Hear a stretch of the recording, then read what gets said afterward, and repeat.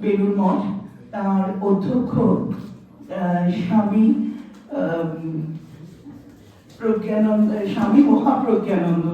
স্বামী মহাপ্রজ্ঞানন্দজি, তাকে আমরা স্বাগত জানাচ্ছি।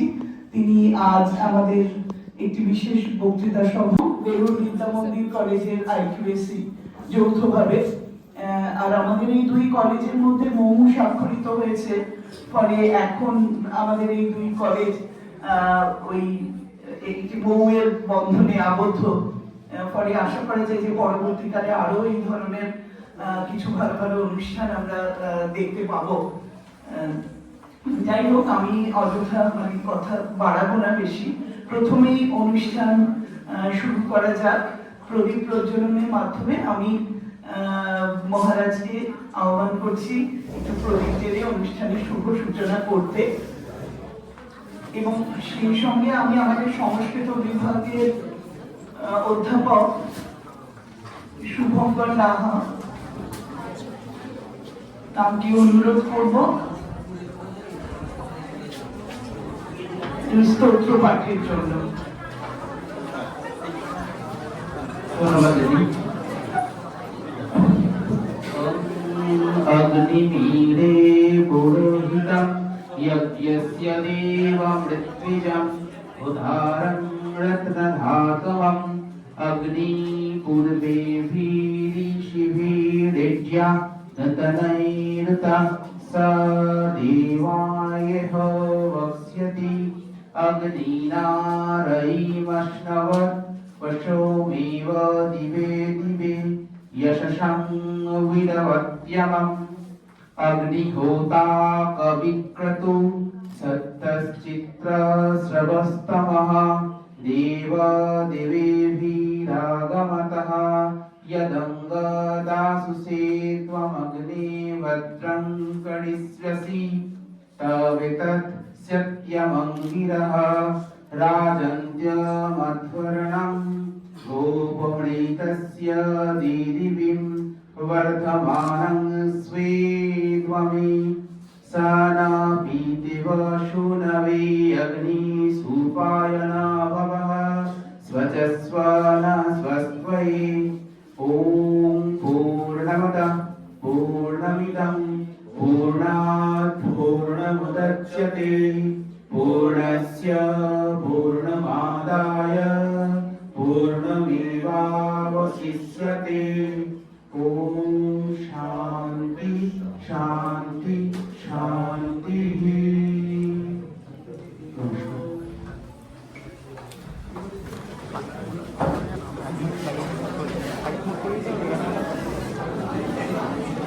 কিন্তু এই জায়গাটা খুব কেয়ারফুলি, হ্যাঁ, আপনি এক কাজ করুন, এটাকে পুরো এক সাইড করে দিন। কিন্তু এক সাইড করলে আমার ক্যামেরা কোন সব উঁচু করা যাবে। মহারাজের সঙ্গে আমাদের আজকে বেলুর বিদ্যা মন্দির কলেজের রাষ্ট্রবিজ্ঞান বিভাগের বিভাগীয় প্রধান শ্রী ইন্দ্রাশিস বন্দ্যোপাধ্যায়, এই দুজনকে আমরা ক্রমান্বয়ে বরণ করে নেব।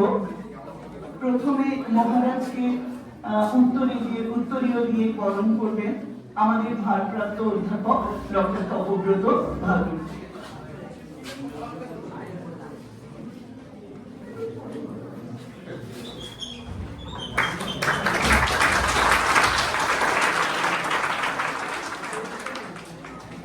এবারে শ্রী ইন্দ্রাশিস বন্দ্যোপাধ্যায়কে বরণ করে নিচ্ছেন উত্তরীয় দিয়ে আমাদের ভারপ্রাপ্ত অধ্যাপক ডক্টর তপব্রত ভাদুড়ী।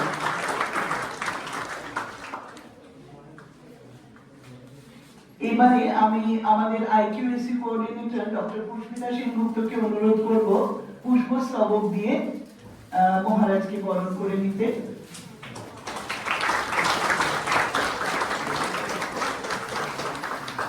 পুষ্পস্তবক দিয়ে ইন্দ্রাশিস বাবুকে বরণ করে নিচ্ছেন ডক্টর পুষ্পিতা সেনগুপ্ত।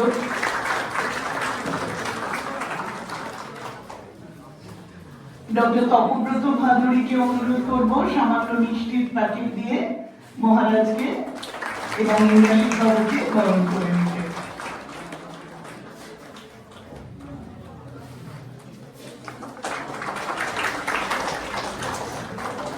মঞ্চে উপবিষ্ট সকলকে আরেকবার ধন্যবাদ জানাই।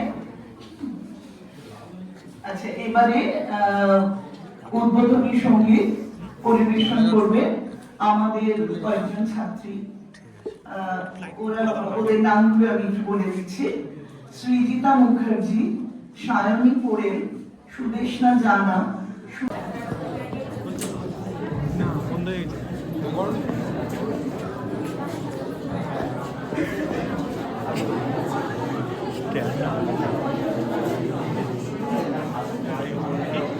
এই মাছটা কেটে যাচ্ছে। ঠিক আছে, একটু ইয়ে করে দেন।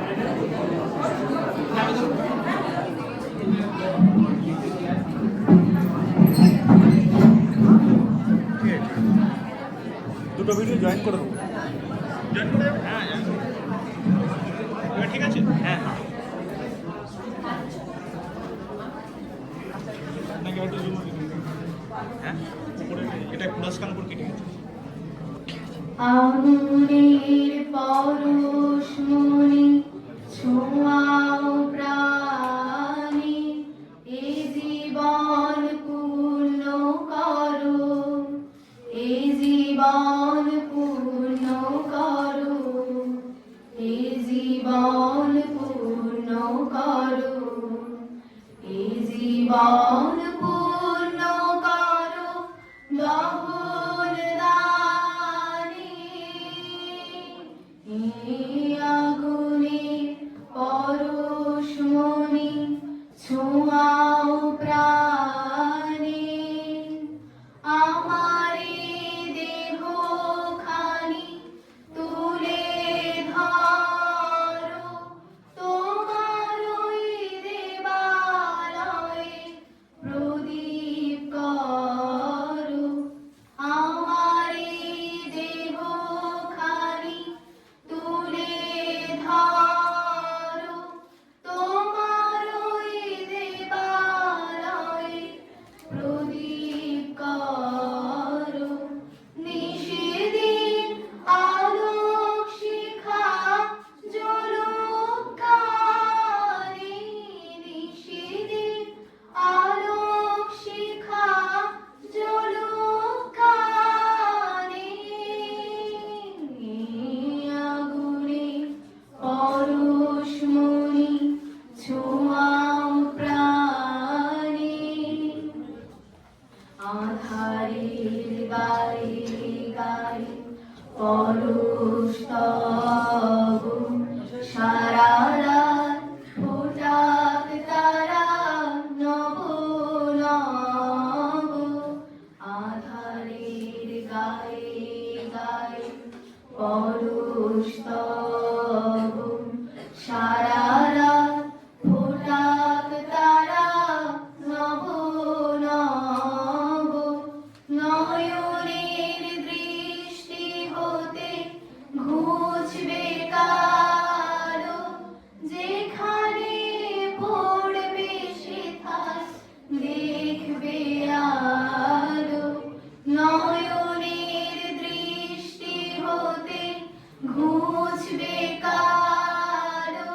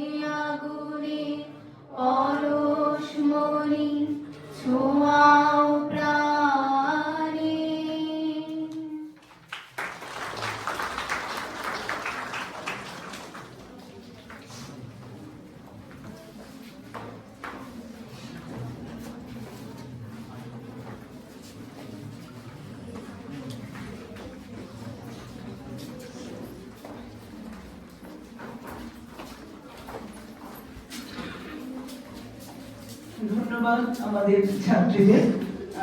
খুব কম সময়ের মধ্যে তারা একটি গান তৈরি করেছিল আজকের উদ্বোধনী সঙ্গীতের জন্য।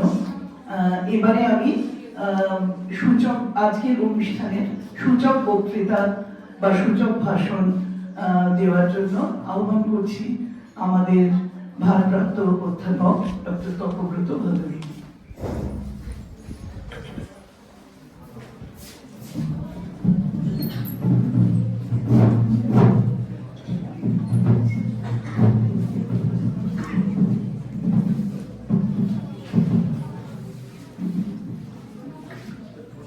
মঞ্চে উপবিষ্ট বেলুর রামকৃষ্ণ মিশন বিদ্যামন্দির কলেজের শ্রদ্ধেয় অধ্যক্ষ স্বামী মহাপ্রজ্ঞানন্দ মহারাজ, বিদ্যামন্দিরের রাষ্ট্রবিজ্ঞান বিভাগের বিভাগীয় প্রধান ডক্টর ইন্দ্রাশিস বন্দ্যোপাধ্যায়, তিনি একই সঙ্গে আমাদের মহাবিদ্যালয়ের আইকিউএসি উপদেষ্টাও বটেন, এবং সেই সঙ্গে রয়েছেন মহাবিদ্যালয়ের আইকিউএসির কর্ণধার ডক্টর পুষ্পিতা সেনগুপ্ত। আমার সামনে সমবেত শ্রদ্ধেয় শিক্ষক মণ্ডলী এবং আমার প্রিয় ছাত্রছাত্রীরা, সকলকেই যথাযথ সম্মাননা জানিয়ে আমি খুব অল্প কথা বলতে চাই, কারণ আমরা আজ নির্ধারিত সময়ের খানিকটা বিলম্বে এই অনুষ্ঠান শুরু করেছি। সূচক বক্তৃতা যেহেতু উল্লেখ করা হয়েছে, সেই জন্য কিছু কথা বলতেই হয়। প্রথমত আমি মহারাজের কাছে কৃতজ্ঞতা জানাই এবং একই সঙ্গে ইন্দ্রাশিস বাবুর কাছে যে বহু দূর থেকে তারা আমাদের মহাবিদ্যালয়ে এসেছেন। এটা আমাদের কাছে বড় গৌরবের, আনন্দের, যা প্রকাশ করার আমার ভাষা নেই। এবং এই অনুষ্ঠানের আয়োজন করা হয়েছে আইকিউএসি তত্ত্বাবধানে। আমাদের দুটি কলেজের মধ্যে আসলে কিছুদিন আগে মৈত্রী চুক্তি সম্পাদিত হয়েছে। আমরা যৌথভাবে অনুষ্ঠানের আগেও করেছিলাম, সেটা অন্তর্জালে। আজকে আমাদের সৌভাগ্য হয়েছে মহারাজ নিজে এসেছেন, আমাদের ছাত্রছাত্রীদের এবং আমাদের কর্মীদের সকলকেই উদ্বুদ্ধ করার জন্য তিনি কিছু বক্তব্য রাখবেন। আজকের যে বক্তব্য বিষয় রয়েছে তার সেখানে প্রথমে একটি শব্দ রয়েছে দেবনাগরী লিপিতে শ্রদ্ধা। আমি যেটুকু সামান্য জানি সেইটুকুই বলার চেষ্টা করছি। সংস্কৃতের শ্রদ্ধা, বাংলা শ্রদ্ধা বলতে রেসপেক্ট, ইংরেজি যাকে বলে মানে ভক্তি, তাকে বুঝি। কিন্তু সংস্কৃতের শ্রদ্ধা শব্দের অর্থ হচ্ছে বিশ্বাস, আস্থা, তাকে বলে শ্রদ্ধা। তো এই শ্রদ্ধা নিয়ে একটা খুব সুন্দর কথা প্রচলিত আছে, একটা প্রবচন, সেটা ভগবত গীতা থেকে এসেছে।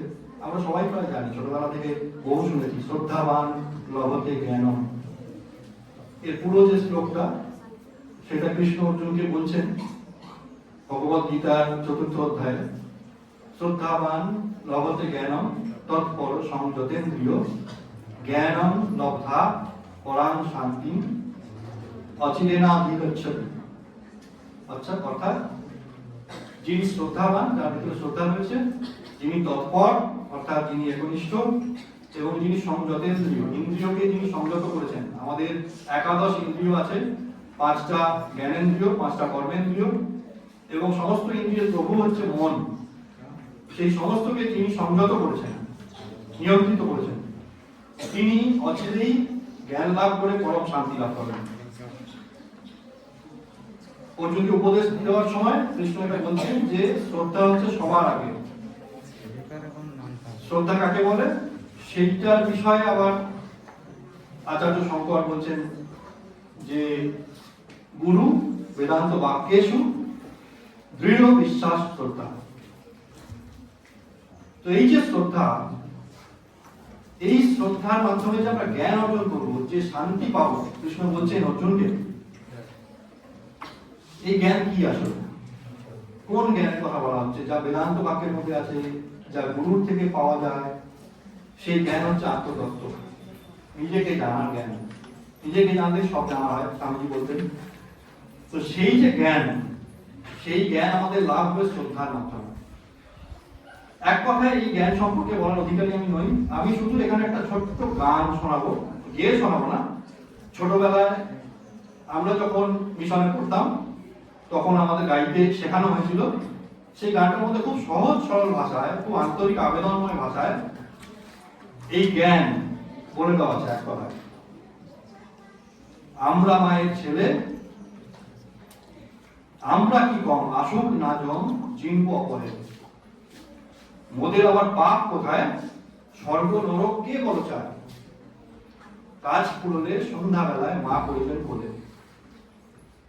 এখন এই যে গানের মধ্যে মায়ের কথা বলা হচ্ছে, মা কি? শ্রীরামকৃষ্ণ বলতেন মা ব্রহ্ম এক। মা করিবেন বলে, আর আমরা মায়ের ছেলে, মায়ের থেকে এসেছি।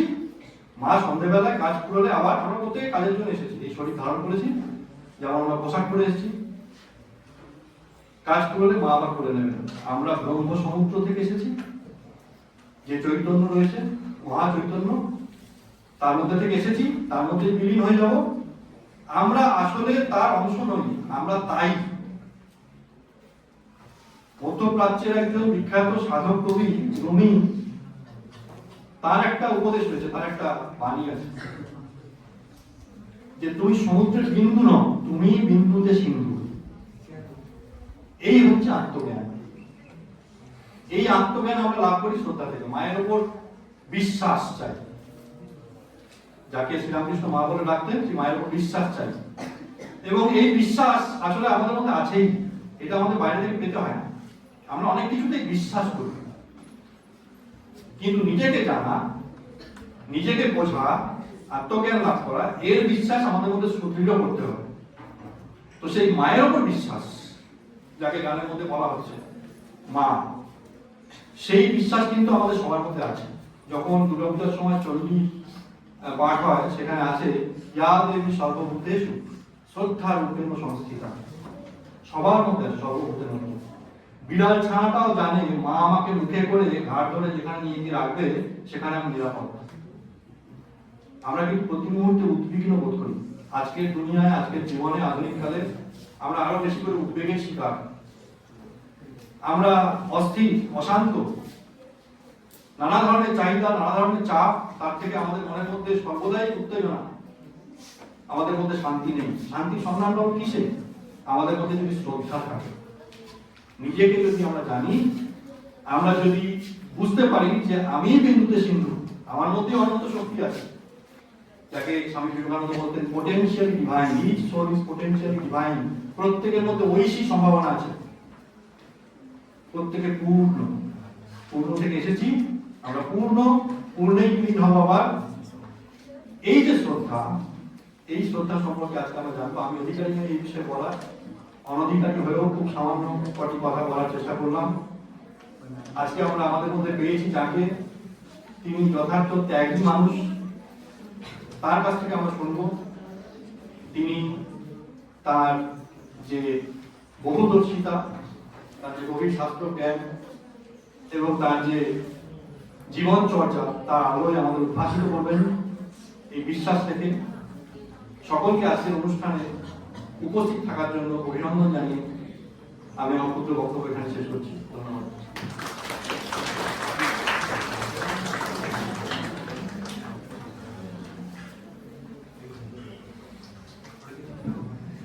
অসংখ্য ধন্যবাদ ডক্টর তপব্রত ভাদুরীকে, সংক্ষিপ্ত বক্তব্যের মধ্যে দিয়ে খুব সুন্দরভাবে আমাদের কয়েকটি অতি প্রয়োজনীয় কথা মনে করিয়ে দেওয়ার জন্য।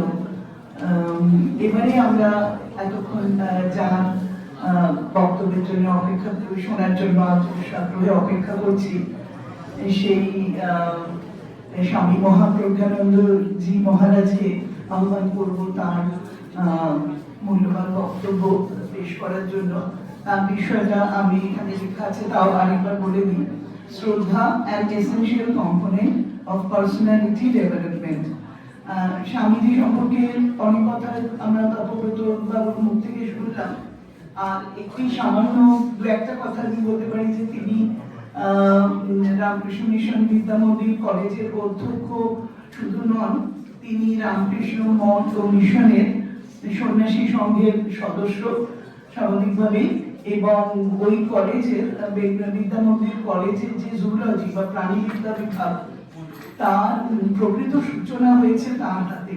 সেই প্রাণীবিদ্যা বিভাগের তিনি সম্পূর্ণ সময়ের অধ্যাপক, এবং শুধু প্রাণীবিদ্যা তার অধীত বিষয় হলেও এর বাইরেও আরো বিভিন্ন বিষয়ে তার আগ্রহ এবং জ্ঞান রয়েছে, এবং তার প্রমাণ তার অসংখ্য লেখালেখি আছে বিভিন্ন মাধ্যমে, সেই লেখাগুলো পাওয়া যায়। কাজে বিবিধ বিষয়ে তার জ্ঞান রয়েছে, সেটা আজ অনেকেরই জানা। আমি আর বেশি কথা বলবো না, আমি মহাপ্রজ্ঞানন্দজি মহারাজকে আহ্বান করব তার বক্তব্য পেশ করার জন্য।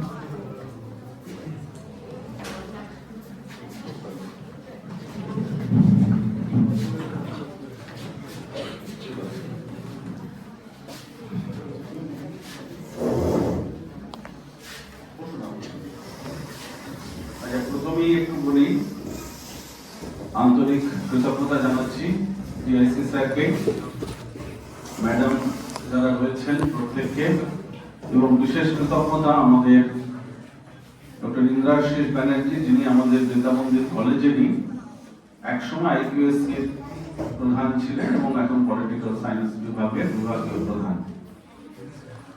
আচ্ছা, প্রথমে একটা কথা বলি, শোন ভালো করে, আপনারা কিছু মনে করবেন না। আজকে আমার যা বক্তব্য সব স্টুডেন্টদের জন্য, আর আবারও বলছি আমি মোটেই বেশি সময় নেব না। আমার পৌঁছতে দেরি হয়ে গেছে, খুব স্বাভাবিক, অনেক দূর থেকে আসছি, ওই বেলুর থেকে। কিন্তু আমার সাথে একটা বক্তব্য রয়েছে, সেটা হচ্ছে প্রথমেই তোদের একটু বলে দিই, আমার এই চেহারা, পোশাক, এসব থেকে ভয় পেয়ে যাওয়ার কোনো কারণ নেই, অবাক হওয়ার কোনো কারণ নেই যে একজন মানুষ তিনি বৈদিক বসনধারী সন্ন্যাসী।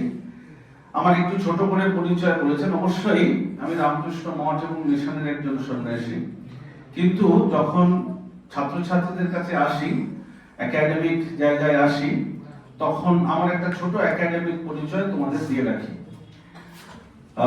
আমার বিষয় প্রাণীবিদ্যা, জুওলজি। এখানে আমি প্রথমেই স্যারকে জিজ্ঞেস করছিলাম এখানে কি বায়োলজিক্যাল সায়েন্সের স্টুডেন্টরা আছে? এখানে তো বায়োলজিক্যাল সায়েন্স নেই। So first of all I must say that I have been a student of science all throughout my life, and today also I am. আমার পড়াশোনা, আমার গবেষণা, আমি কলকাতা বিশ্ববিদ্যালয়ের ছাত্র ছিলাম, এবং আমার পড়াশোনা, আমার গবেষণা সব বিজ্ঞান, এবং আজও আমি প্রত্যেক দিন চর্চা করি। আর ইন্দ্রাশিস বাবু আমার অনেকটা সিনিয়র, কিন্তু আমাদের দুজনের মধ্যে একটা মিল আছে, আমরা মাঝে মাঝে বলি। তো স্যার পড়তেন প্রেসিডেন্সি কলেজে, আমি পড়তাম মৌলানা আজাদ কলেজে, তো দুটো কলেজ খুব কাছাকাছি। আমি মৌলানা আজাদ কলেজের এক্স স্টুডেন্ট, তারপর কলকাতা বিশ্ববিদ্যালয়। তো এখনো প্রচুর জায়গায় আমি যে কলেজে পড়েছিলাম আর বিশ্ববিদ্যালয়ে বহু জায়গাতে এই যে ফোরাম, তার সঙ্গে আমি যুক্ত আছি।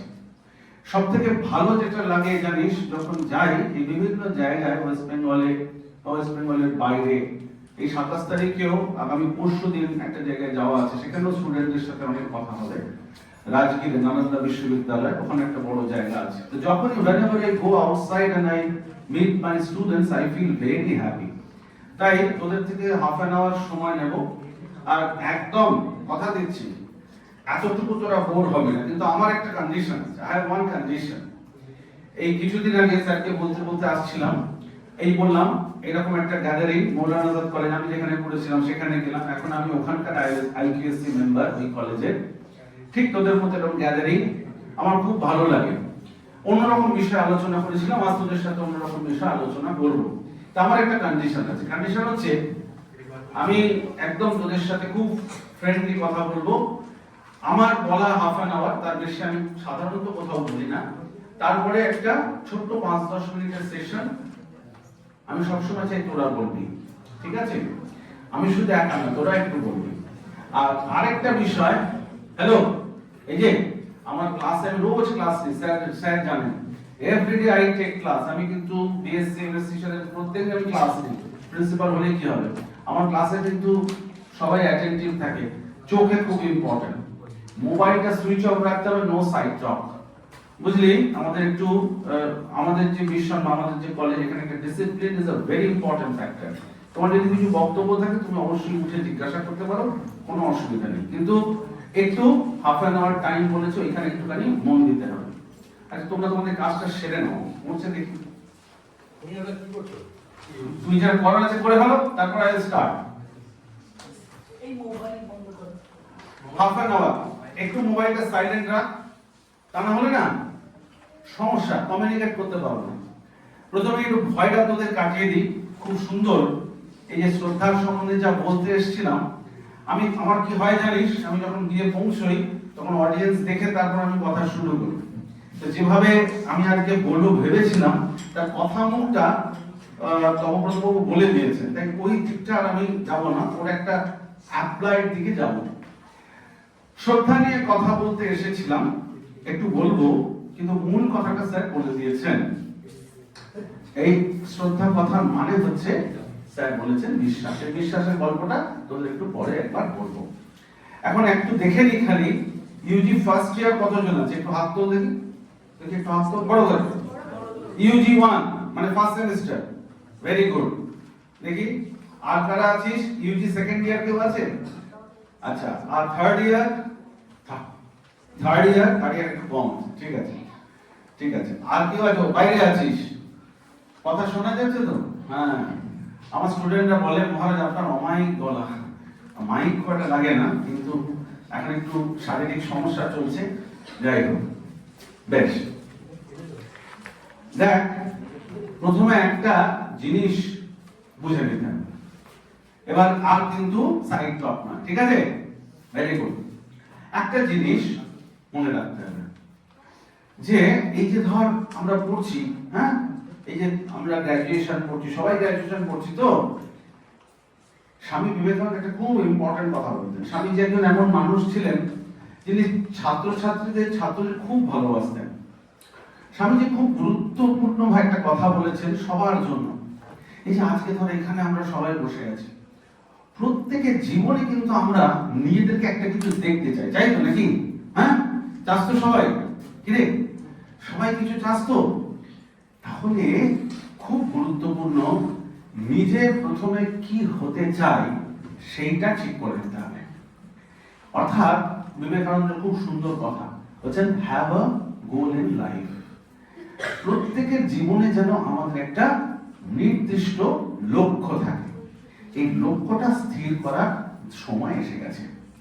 যারা থার্ড ইয়ারে পড়ছিস, আমি সায়েন্স ব্যাকগ্রাউন্ডের লোক, তাদেরকে বলবো থার্ড ইয়ার মানে এখন ফিফথ সেমিস্টার শুরু হয়ে গেছে, তো সো যারা ফিফথ সেমিস্টারে আছিস তাদের বলবো, সায়েন্সের স্টুডেন্ট যারা আছিস তাদের কিন্তু এবার টাইম হয়ে গেছে, এবার তোরা গ্র্যাজুয়েশনের পরে কি করবি? তোরা সায়েন্সের স্টুডেন্টরা প্রচুর কম্পিটিটিভ পরীক্ষা দেয়, এই গ্র্যাজুয়েশন এখন 4 বছর, স্টিল তোদের এবার ভাববার সময় এসে গেছে। ধর এই আমাদের জানুয়ারি মাসে ফর্ম ফিল আপের ডেট চলে গেছে, তবু বলছি সমস্ত বিভিন্ন জায়গাতে যে আইআইটি এন্ট্রান্স পরীক্ষাগুলো হয়, জ্যাম বলে একটা পরীক্ষা, জানি না তোরা এই জ্যামের ফর্ম ফিল আপ করেছিস? আচ্ছা, ভেরি গুড। আচ্ছা, তাহলে নেক্সট ইয়ার করবি। মানে এই যে ন্যাশনাল লেভেল পরীক্ষাগুলো হয়, এতে একটা অ্যাপিয়ার করার জন্য চেষ্টা করতে হবে। জেস বলে একটা পরীক্ষা, ফিজিক্সের স্টুডেন্টদের বলছি, তারা যদি ফর্ম ফিল আপ না করে থাকে সেই পরীক্ষাগুলো দেখবি। শুধুমাত্র পশ্চিমবঙ্গে তো নয়, পশ্চিমবঙ্গের বাইরে গোটা ভারতবর্ষে বিশাল বিশাল ইনস্টিটিউট আছে, এবং সেখানে পড়াশোনা করলে তোরা সেখানে মাস্টার ডিগ্রি থেকে শুরু করে অনেক কিছু করতে পারবি, ইন্টিগ্রেটেড পিএইচডি, এইরকম একটা ছক করে নিতে হবে আমরা কি হতে চাই। এবার কেউ হয়তো ভাবলি যে আমরা একটু কম্পিটিটিভ পরীক্ষার জন্য পড়াশোনা করব, খুব ভালো কথা।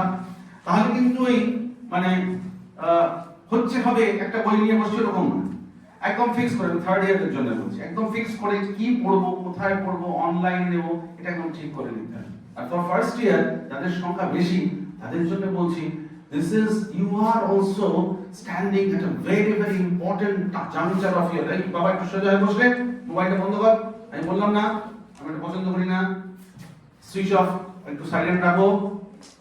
সো যারা তোরা ফার্স্ট ইয়ারে আছিস তাদেরও কিন্তু সময়, so this is very very important.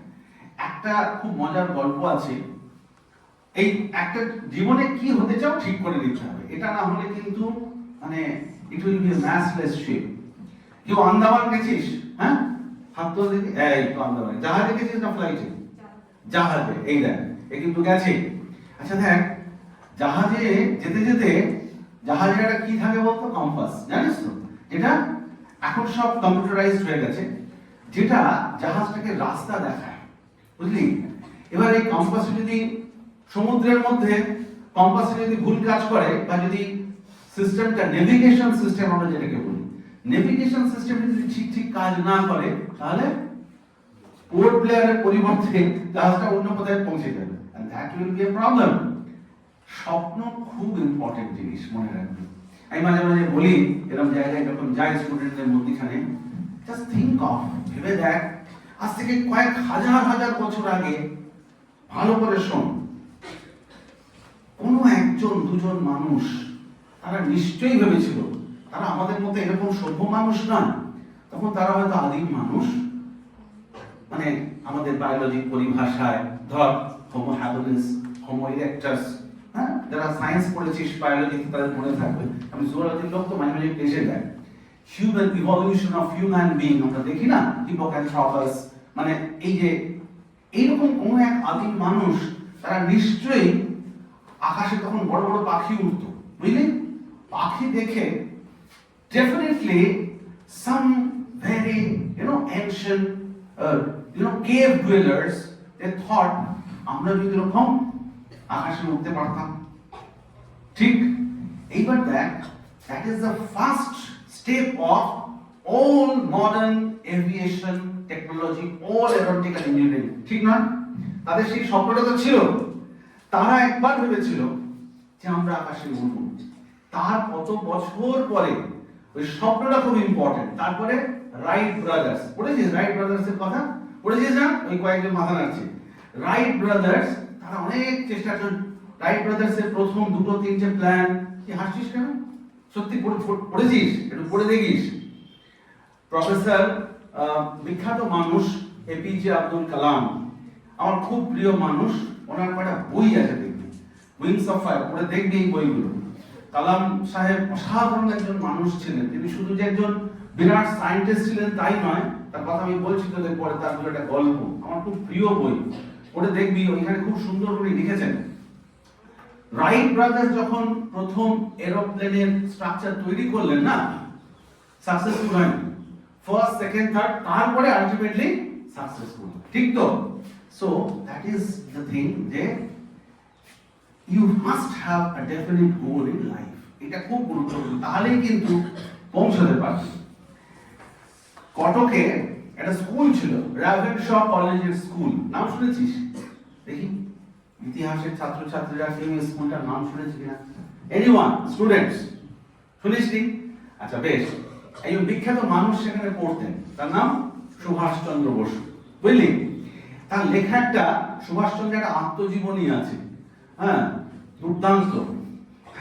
আমাকে অনেকদিন আগে স্যার দিয়েছিলেন।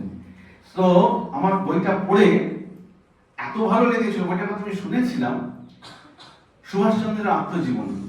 জানিস বইটার নাম? আচ্ছা ঠিক আছে, একটা দিলাম, তোরা দেখে নেবে, বায়োগ্রাফি অফ নেতাজি সুভাষচন্দ্র।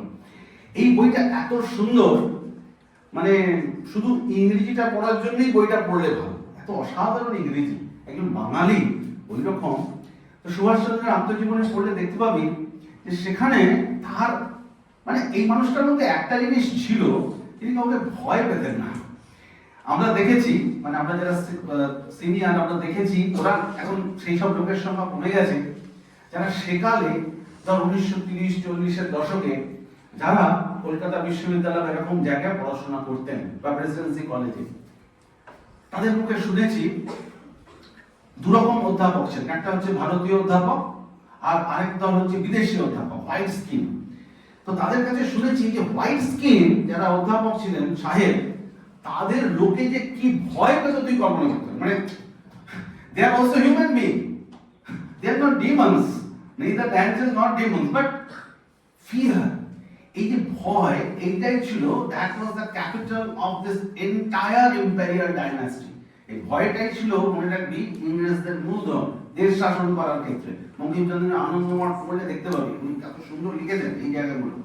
যাই হোক, এই ভয়, কিন্তু এই সুভাষচন্দ্র এর আমার বইটা পড়ে বা নেতাজির জীবন অন্যও পড়েছি, কুসুমনা নিমায় শত কুশ লেখা বই দেশনায়ক সুভাষচন্দ্র, পড়লে দেখবি এই মানুষটার মধ্যে কোনো ভয় ছিল না, মানে একদম। কেন? তার জীবনে একটা কংক্রিট লক্ষ্য ছিল। আমি সবাইকে বলি সুভাষচন্দ্র বসুর একটা অসাধারণ কালেকশন রয়েছে, হ্যাঁ, তরুণের স্বপ্ন। কেউ পড়েছিস? একটু মুখগুলো উজ্জ্বল দেখতে পাচ্ছে। তরুণের স্বপ্ন বইটার নাম শুনেছিস কেউ? ছোট্ট বই, একটু পড়লে দেখতে পাবি দেশের ডাক বলে প্রথম চিঠি লিখছেন সুভাষচন্দ্র বসু। কাকে? দেশবন্ধু চিত্তরঞ্জন দাসকে। তখন তার কত বয়স? তিনি এখনকার দিনে আইএএস, তখনকার দিনে বলতো আইসিএস, সিভিল সার্ভিস পাশ করেছেন, এক উচ্চ পদে চাকরি, হ্যাঁ, তখনকার দিনে ডিস্ট্রিক্ট ম্যাজিস্ট্রেট এরকম। তিনি প্রথম সেই চিঠি লিখছেন দেশবন্ধু চিত্তরঞ্জন দাসকে, হ্যাঁ, দেশমাতৃকার জন্য উৎসর্গ করিবার মতো আমার আর কিছুই নাই, আছে আমার এই তুচ্ছ শরীর আর মন, আপনি কি আমাকে এই কার্যে নিয়োগ করিবেন? কি অসাধারণ! এবং ওই অত অল্প বয়সী একজন ছেলে তার এই যে ইন্ডিয়ান ন্যাশনাল মুভমেন্ট নিয়ে কি চমৎকার আইডিয়া! এই বইটা দেখলে বুঝতে পারবেন। মান্দালয় জেল থেকে লেখা বিভিন্ন চিঠি, and that is for you। এই বইটা লেখা যেন তোদের জন্য, মানে ইয়াং মেন এন্ড উইমেন। এই লেখাগুলো বইগুলো পড়বি, তাহলে বুঝতে পারবি যে একজন মানুষের জীবনের স্বপ্ন কত গুরুত্বপূর্ণ। এই র্যাভেনশা কলেজিয়েট স্কুলে একজন মাস্টার বসে তিনি সুভাষচন্দ্রকে বলেছিলেন, বলছেন, দেখো সুভাষ, জীবনের স্বপ্নটা খুব বড় কথা, স্বপ্ন দেখতে হবে, dream, this is very important, মনে রাখবি। এটা প্রথম লেসন দিলাম তোদের, হ্যাঁ, দিশ শূন্যা ওয়াং হওয়া শাস্ত্রে বলে, মানে দিক, যার জীবনে কোনো দিক নেই সেটা পথভ্রান্ত, বন্ধুহীন একটা পথভ্রান্ত, একটা উদ্ভ্রান্ত জাহাজের মতো।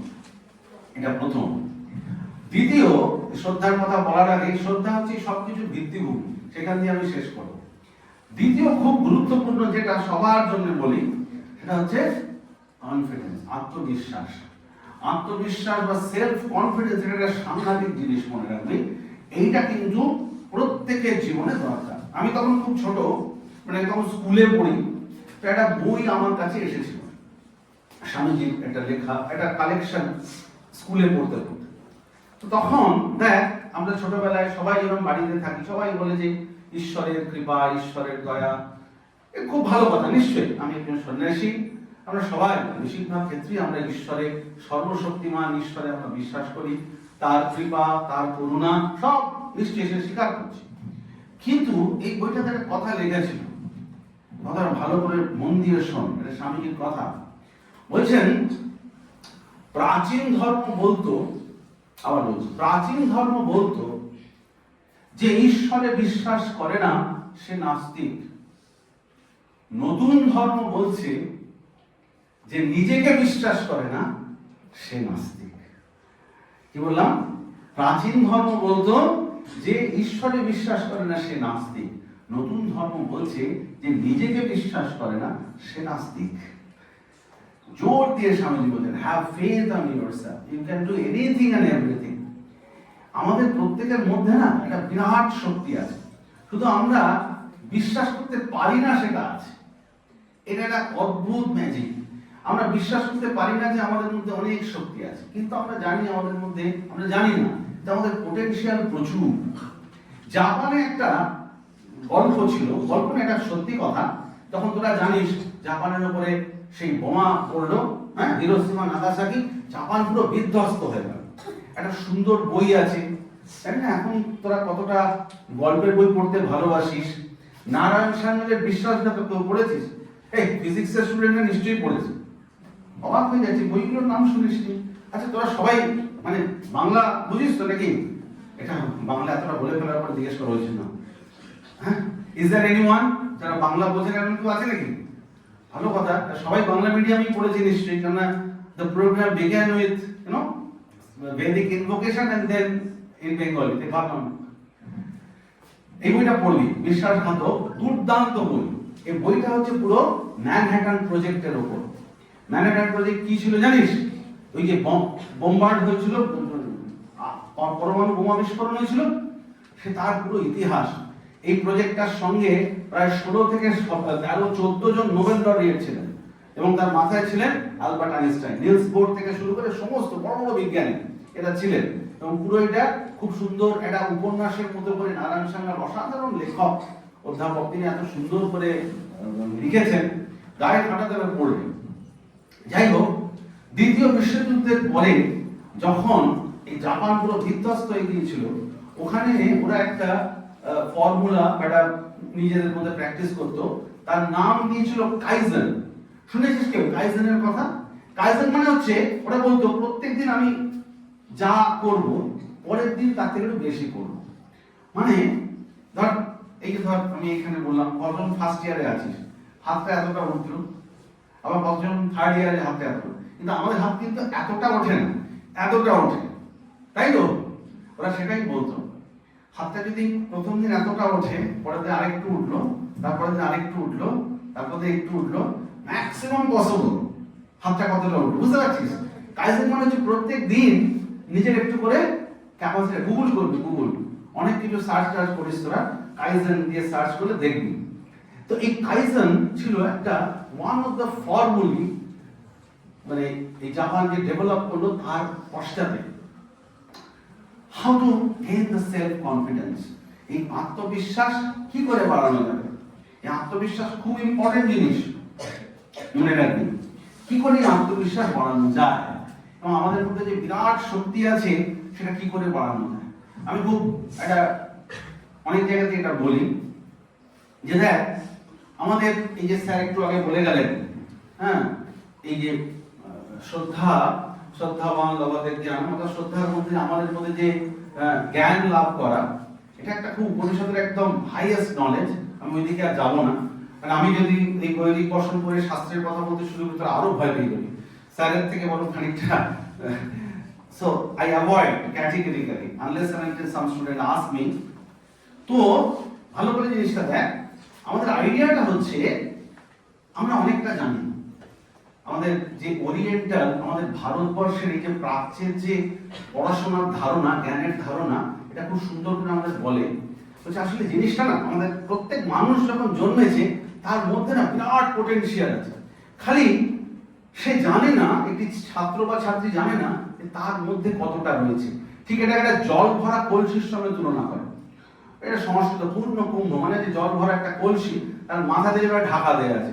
এখন একটা কলসিকে তুই যদি এরকম রেখে দিস, একটা গ্লাস দেখা যাচ্ছে জল আছে, এটা যদি কলসি হতো বাইরে থেকে তুই কিছু বুঝতে পারছিস না জল আছে কি নেই। এখন বলছি যে এডুকেশনটা কি? এডুকেশন হচ্ছে ওই কলসিটা যে ভরা না খালি বোঝা যাচ্ছে না। এডুকেশন হচ্ছে ওই মাথা থেকে যে ঢাকনাটা দেওয়া আছে, যেটা আটকে রেখেছে, সেটা সরিয়ে না, সরিয়ে দিয়ে বোঝা যাবে আসলে আমরা সবটাই জানি, আমাদের মধ্যে বিরাট potential. We are the reservoir, storehouse of infinite knowledge, infinite potential, and that is education. শিক্ষা হচ্ছে সেটাই। স্বামীজি শিক্ষার ডেফিনেশন দিচ্ছেন, বলছেন মানুষের অন্তর্নিহিত পূর্ণতার বিকাশের নাম শিক্ষা। কত সুন্দর! এটা কিন্তু একদম আমাদের ভারতবর্ষের শিক্ষার মূল যে ধারণা তার কথা, প্রাচ্য দর্শনের কথা। বলছেন মানুষের অন্তর্নিহিত যে পূর্ণতা, আমাদের যে এই যে বিরাট পোটেনশিয়াল, তার বিকাশ কারণ আমরা জানি না, তার নাম হচ্ছে শিক্ষা। আর ধর্ম বা রিলিজিয়ন হচ্ছে মানুষের অন্তর্নিহিত দেবত্বের বিকাশের নাম ধর্ম। আমাদের মধ্যে অনেক গুডনেস আছে, দেবত্ব মানে হচ্ছে goodness, all type of goodness. Goodness এই যে এত আমাদের মধ্যে ভালো কোয়ালিটি আছে, তার যখন পুরোপুরি বিকাশ হয়, সেটাই হচ্ছে ঠিক ঠিক ধর্ম। আমাদের রবীন্দ্রনাথের ভারত তীর্থ কবিতা কেউ পড়েছিস? দূর একদম মাথা নাড়ছে না। পড়েছিস না? পড়েছিস? হ্যাঁ, যাই হোক, পড়া ধরবো না, তবু বলছি সেখানে খুব সুন্দর আছে। বলছেন হেথায় দাঁড়ায় দুবাহু বাড়ায় নবী নর দেবতারে উদার ছন্দে পরমানন্দে বন্দন করি তারে। সো এটাই হচ্ছে আমাদের ভারতের কালচার। এখন এই আস্তে আস্তে আস্তে তো যাই হোক, তার সুতরাং আমাদের এই কনফিডেন্সটা হচ্ছে কি, যে আমাদের মধ্যে যে বিরাট শক্তি আছে সেটাকে আমরা যেন মানে প্রকাশ করতে পারি। এর পদ্ধতিটা কি? পদ্ধতিটা হচ্ছে মানে বিবেকানন্দ আমাদের বলছেন খুব মেটিকুলাসলি। প্রথম হচ্ছে আমাদের একটা গোল থাকতে হবে, খুব মেটিকুলাসলি আমাদের পরিশ্রম করে যেতে হবে নিজের লক্ষ্যের দিকে যেন আমরা যেতে পারি, তাহলে কিন্তু এটা বেরোবে। এবং নিজেকে বারবার বলতে গিয়ে আই ক্যান ডু দ্যাট, আমি নিশ্চয়ই পারবো, তাহলে এই কনফিডেন্সটা একদম আমাদের মধ্যে এগিয়ে যাবে। শেষ করার আগে শ্রদ্ধা দিয়ে শেষ করবো, তার পরে আরেকটা পয়েন্ট বলবো। স্বামীজি খুব জোর দিয়ে বলতেন ব্লেস ইউর মিস্টেকস। এটা অদ্ভুত কথা। বুঝছেন, জীবনে ব্যর্থতা ভুল থাকলোই বা এইসব না থাকলে আমাদের জীবন সুন্দর হতো না। দেখ, আচ্ছা, আমাদের জীবনে যদি ব্যর্থতা না থাকতো তাহলে আমাদের জীবন সুন্দর হতো না। বলছেন একটা পশুকে তো আমরা কখনো মিথ্যে কথা বলতে শুনি না, কিন্তু সে পশুই থাকে, সে মানুষ হয় না। এর সামনে বলছে 1000 বার ব্যর্থ হও, কোনো চিন্তা নেই, আরেকবার চেষ্টা করো। If you fail for 1000 time, try once more. নেপোলিয়নের জীবন পড়েছিস? কি কাণ্ড! নেপোলিয়ন বোনাপার্ট, তার জীবন একটু পড়ে দেখবি। বাংলাতে নেপোলিয়নের জীবনী আছে, স্বামীজির খুব প্রিয় ছিল নেপোলিয়নের লাইফ। সেখানে তুই দেখবে নেপোলিয়ন বহুবার জীবনে ব্যর্থ হয়েছিলেন যুদ্ধে, তারপর আবার তিনি মনোবল সঞ্চয় করে শেষ পর্যন্ত তিনি জয়ী হয়েছিলেন। নেপোলিয়ন অনেকদিন আগে কাল। আরেকজনের কথা জানিস, তার নাম আব্রাহাম লিঙ্কন। লিঙ্কনের জীবন যদি পড়িস দেখি গোটা আব্রাহাম লিঙ্কন কে? এই বলেছে, কে রে আব্রাহাম লিঙ্কন? আমার বন্ধু না। এরকম একদিন বলেছিলাম, সবাই বলে ইনি কি আপনার পরিচিত কেউ? না না ভাই, আমার পরিচিত কেউ না। তোর কি মনে হচ্ছে আমার পরিচিত কেউ? দেখিস বাবা, হ্যাঁ কেউ একজন বল এগিয়ে। আচ্ছা ঠিক আছে, আচ্ছা ইনি আমেরিকা যুক্তরাষ্ট্রের প্রেসিডেন্ট ছিলেন এক সময়, যাকে অনেক বছর আগের কথা, 1850s। এর গোটা জীবনটা, আব্রাহাম লিঙ্কনের গোটা জীবনটা ফেলিওর। আস্তে আস্তে আস্তে হয়ে গেছে, আর 5 মিনিট। আব্রাহাম লিঙ্কনের গোটা জীবনটা ফেলিওর, শুধু ফেলিওর ফেলিওর ফেলিওর। অথচ দেখা গেল লাস্টে আফটার 30 ইয়ার্স কিন্তু তার মধ্যে একটা অদম্য জেদ ছিল। আফটারওয়ার্ডস কিন্তু লাস্টে হি বিকাম দ্য প্রেসিডেন্ট। তার লাইফ পড়লে দেখতে পাবে, মানে ভেরি ইন্টারেস্টিং লাইফ। হ্যাঁ, failure after failure after failure, কিন্তু ফাইনালি তিনি কিন্তু একটা জায়গায় ঠিক পৌঁছেছিলেন। তার কারণ এইটা, মানে আলভা এডিসন বলতেন, থমাস আলভা এডিসন, এর নাম নিশ্চয়ই শুনেছিস। আলভা এডিসন বলতেন যে আমি ইজ আ ফেমাস সায়েন্টিস্ট, বলতেন আমি যতবার ভুল করি আমি এটাকে ভুল বলি, আমি একটা নতুন কিছু শিখছি এরকম ভাবে। প্রফেসর কালামের কথা বলছিলাম, আমার খুব প্রিয় মানুষ, জানি না তোরা মানে এপিজে আব্দুল কালামের লেখা পড়িস কিনা, কতজন পড়িস? Wonderful man. ভারতবর্ষের ইতিহাসে এরকম প্রেসিডেন্টটা বললে তাকে শুধু সীমায়িত করা হয়ে যায়, এরকম ব্যক্তিত্ব কতজন এসেছেন সত্যি সত্যি মানে মনে রাখার মতো আর কি। ভারতবর্ষের এই যে বিরাট অ্যাটমিক রিসার্চ, এর একদম প্রাণ পুরুষ তিনি। তো তিনি লিখছেন এই যে উইংস অফ ফায়ার বললে দেখবি, বলছেন যখন প্রথম এসএলভি মিশন তৈরি, SLV-3, এটা একটা ওই তো মিশন ছিল, এটা কি করতো, ওই ক্যারিয়ার, একটা স্যাটেলাইট এটাকে বসাতো। প্রথম এসএলভি 1979 একদম অনেক ওরা মানে একবারে করে প্রথম এসএলভি মিশন। এসএলভি কিন্তু কয়েক মিনিট ওড়ার পরে ফেল করে। এই এসএলভি যখন প্রথমবার ক্র্যাশ হয়ে যায়, তার ইনচার্জ ছিলেন প্রফেসর সতীশ ধাওয়ান। সতীশ ধাওয়ান কি করলেন, তো প্রফেসর কালাম ছিলেন ওই টিমে। সতীশ ধাওয়ান বেরিয়ে গেলেন, বেরিয়ে এসে সবাই একবারে মানে অত টাকা পয়সা খরচা করে SLV-3 উৎক্ষেপণ হচ্ছে, সেটা ফেল করেছে। তিনি বেরিয়ে এলেন, বেরিয়ে এসে কিছু বলেন না, he took entire responsibility on himself, professor Satish Dhawan. তারপরের বার 1980s জুলাই যখন ছাড়া হলো, SLV উৎক্ষেপণ সাকসেসফুল। তো প্রফেসর কালাম যেটা বারবার বলছেন, দেখুন এই যে taking blessing the mistakes and taking all the responsibility on your own self, এইটাই ছিল আমাদের প্রফেসর সতীশ ধাওয়ান এটা করতে পেরেছেন, আমাদের ভীষণভাবে তিনি উদ্দীপ্ত করেছেন। এই হচ্ছে কথা, ব্লেসিং দ্য মিস্টেক। লাস্ট শ্রদ্ধা। শ্রদ্ধা কথার মানে বিশ্বাস। এই যা বললাম, অর্থাৎ কি বললাম, নিজের একটা জীবনের উদ্দেশ্য, আত্মবিশ্বাস এবং নিজের ভুল থেকে শিক্ষা নেওয়া, এর সবার ভিত্তিভূমি হচ্ছে শ্রদ্ধা। শ্রদ্ধা মানে বিশ্বাস। কিসে বিশ্বাস? এই যে স্যার একটু বলেছেন, একটা ছোট্ট গল্প বলছি, এটা গল্প বলি, ডোন্ট টেক ইট আদারওয়াইজ, এটা একটা স্টোরি। এই গল্পটা শ্রীরামকৃষ্ণদেব বলেছেন, স্বামীজি বলেছেন। একটা ছোট ছেলে, সে স্কুল যেত, আজ থেকে অনেক বছর আগেকার কথা। একটা ছোট বাচ্চা সে স্কুল যেত, আর এরকম সিমিলার অনেক স্টোরি আছে। এবার একদিন কি হয়েছে, তা সেই গ্রামে তোর খরা বৃষ্টি নেই। তখনকার দিনে মানুষ বিশ্বাস করতো, এখনো করে, তখনকার দিনে বেশি বেশি করতো। তো এটা একটু অন্য গল্প, ঠাকুরের গল্পটা না, এটা একটা আরেকটা গল্প বলতে একই রকম। তো একটি বাচ্চা ছেলে, ছোট ছেলে, তার বাবা তাকে বলেছে যে বাবু চলো ওই আমাদের গ্রামের মধ্যে ওই একটা জায়গাতে সবাই অ্যারেঞ্জমেন্ট করেছে, ওখানে একটা যজ্ঞ হবে, পুজো হবে, তাহলে তখনকার দিনে লোকে বিশ্বাস করতো বৃষ্টি কাম, যজ্ঞ করলে বৃষ্টি হবে, খুব ভালো কথা। এইবার যেই দিন হবে বাবা বেরোচ্ছেন ঘর থেকে, ছেলেকে নিয়ে চলো বাবু দেখে আসি। ছেলে কি করেছে, যেই বাবু ফট করে হাতটা ধরেছে, কি হল বাবা, তুই ছাতা নিলে না? বাবা অবাক হয়ে গেছে, ছাতা মুখে, ওই যে তুই বললে বৃষ্টি হবে। এই দেখ কথা বুঝতে পারছিস তো, এই যে বাবা বলেছে বৃষ্টি হবে মানে ওর কিন্তু ঠিক বিশ্বাস হয়ে গেছে। শ্রীরামকৃষ্ণ বলছেন আলোকের মতো বিশ্বাস। মনে রাখবে এটা কোনো ডগম্যাটিক ফেথ নয়, অন্ধবিশ্বাস নয়। এটা হচ্ছে এই যে বলা হলো আমার মাস্টারমশাই কিছু বলছেন, আমার মা বাবা কিছু বলছেন, এটা আমার ভালোর জন্য বলছেন, that is for my good. এই জিনিসটার নাম হচ্ছে শ্রদ্ধা। আবার বলছি, আমাদের মাস্টারমশাইরা, দিদিমণিরা, মা বাবা, গুরুজন কিছু বলছেন, সেটা আমাদের ভালোর জন্য। এটা ঠিক ঠিক এইটাই হচ্ছে শ্রদ্ধা। সবসময় তুই একমত হতে না পারিস, সবসময় মা বাবা যা বলবেন, এই তোমাদের যা বয়স, তাতে সবসময় তোমরা একমত হবে এরকম না, হতেই পারে দ্বিমত পোষণ করা যেতেই পারে। তিনি একটা জিনিস বলছেন, এটা করলে ভালো, না না না এতটা দরকার নেই। তিনি বলছেন তুমি 7 ঘন্টা পড়বে, তোমার না ঠিক আছে আমার 5 ঘন্টাই যথেষ্ট, ঠিক আছে তুমি ডিসএগ্রি করতে পারো, কিন্তু একটা জায়গা যে আমার মা বাবা যখন চাইছেন সেটা আমার ভালো চান, মাস্টারমশাই দিদিমণিরা আমার, এই জিনিসটার নাম হচ্ছে শ্রদ্ধা। এটা যদি ঠিক থাকে তাহলে মনে রাখবি, তোদের সবার জন্য বলছি, এই তাহলে এটা কিন্তু তোদের দারুণ এগিয়ে নিয়ে যাবে, দারুণ। কখন বুঝতে হবে যে আমার মধ্যে শ্রদ্ধাটা একটু কমে যাচ্ছে? যেদিন সকালে উঠে মনে হলো যে আমি মোটামুটি আমি জানি ঠিক আছে, আমি মানে ঠিক আছে আমি জানি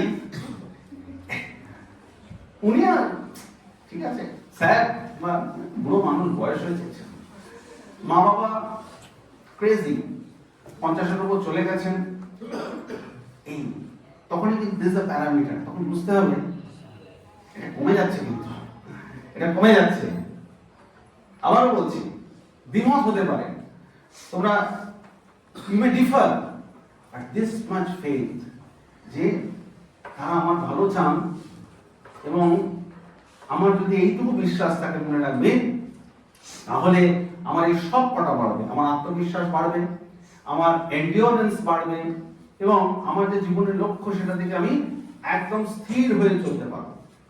আমি একজন একবার খুব একজন জ্ঞানী মানুষকে জিজ্ঞেস করেছিলাম, how can you differentiate, is really, নামটা বলছিলাম, is a very wise man, আমার আচার্য তুল্য, তাকে জিজ্ঞেস করেছিলাম, how can I distinguish between my ego and self confidence. ভালো করে শোন, আমি তাকে জিজ্ঞেস করেছিলাম, ওয়ান্ডারফুল ম্যান, খুব জ্ঞানী মানুষ, how can I difference between my ego and self confidence. তো তিনি আমায় উত্তর দিয়েছিলেন, you see, whenever in your mind the idea comes that I can do this by the grace of God, by the power of myself, or by the blessings of my parents and teacher, then it is sure that this is your self-confidence, your shraddha.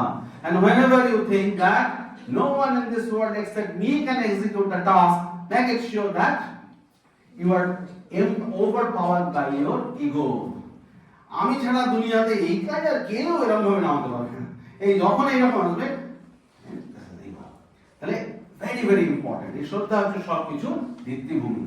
আমি আমার কথা রেখেছি, I wrap up here, এইখানেই শেষ করছি। 4টে point বললাম, have a goal in life, number 2 self confidence, 3 bless your mistakes, and 4 শ্রদ্ধা, blessing one's own mistake and শ্রদ্ধা। 4টে পয়েন্ট, এটা তোদের জীবনে খুব ইম্পর্টেন্ট, এটা করে দেখতে হবে, না হলে হবে না।